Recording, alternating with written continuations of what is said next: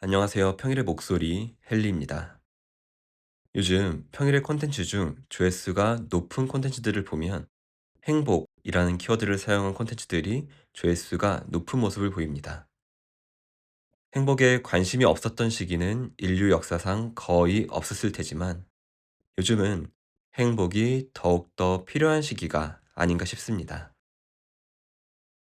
얼마 전에 한 기사를 본 적이 있는데요. 명확하게 기억이 나진 않지만 우울증 약을 처방받는 사람들이 늘어난다는 기사였던 것으로 기억합니다. 이러한 현상이 발현한 것은 과거와 달리 정신과에 가서 약을 처방받는 것에 대한 인식이 달라져서일 수도 있지만 현재 정신적으로 고통을 받는 사람들이 많다는 것만은 부정할 수 없는 사실일 겁니다. 심지어 요즘은 불경기입니다.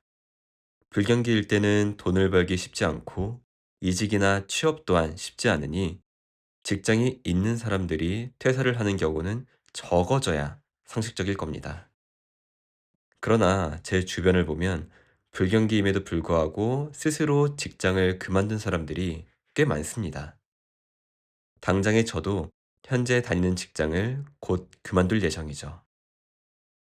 불경기인 상황에서도 직장을 그만둔다는 것은 그만큼 지쳤다는 것을 의미한다고 생각합니다. 저 또한 지친 상태로 버티다가 이대로는 도저히 안 되겠다라는 생각에 퇴사를 결정하게 되었으니까요. 힘들수록 긍정적으로 생각해야 한다. 원래 인생은 굴곡이 있다. 힘든 날은 결국 지나가고 좋은 날이 온다. 라는 말들이 있습니다. 맞는 말입니다. 힘들수록 긍정적으로 생각해야 하고 인생은 원래 굴곡이 있는 법이니까요. 하지만 지금 당장 지쳐있는 사람에게 이런 말들은 큰 도움이 되지 않습니다.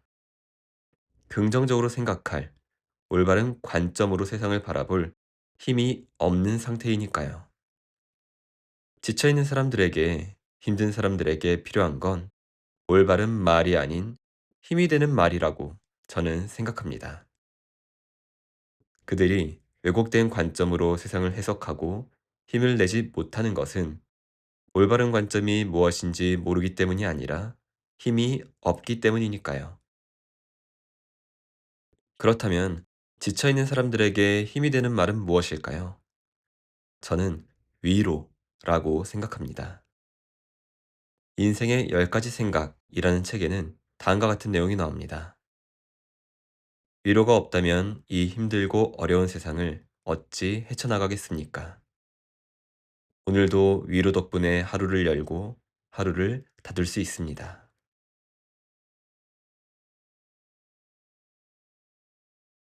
위로라는 것은 공감을 기반으로 합니다.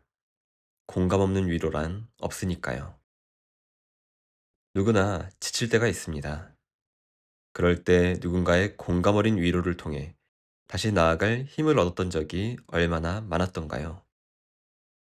지친 사람에게 필요한 것은 위로입니다. 공감 어린 위로 말이죠. 그런데 우린 스스로에게 어떠한가요? 뭔가를 제대로 해내지 못한다는 이유로, 이겨내야 한다는 이유로 스스로를 다그치는 경우가 참 많습니다. 우리에게 필요한 건 다그침이 아닙니다. 위로입니다.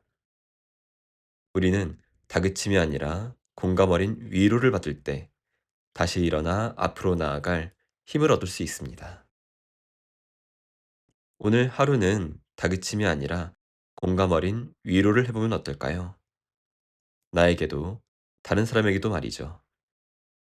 그 말 한마디가 우리에게 다시 일어나 나아갈 수 있는 힘을 줄 겁니다.